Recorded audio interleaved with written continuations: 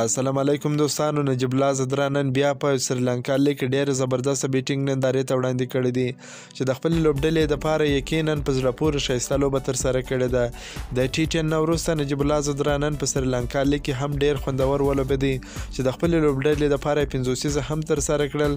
یقینا نجیب الله زدرا په دې وروستیو کې ډېر ښه پرفارمنس کوي او د خپل لوبډلو دپاره چې په هر میدان کې ډېر ښه ځلیږي، خپله خواري کوي، په خپل نوبت ته چانس ورکول کېږي، دی هم د دې چانس څخه ګټه پورته کوي. د لنکا پریمیر لیګ کې ډېر افغان لوبغاړي لوبېږي چې دا لوبه د نجیب الله زدران او نوین الحق لوبډلو ترمنځ ترسره سول. نجیب الله زدران لوبډلې لومړی بیټینګ ترسره کړ. په ټاکل شوي 20 اورونو کې د 6 لوبغاړو په سوځېدو سره 195 منډې جوړې کړلې.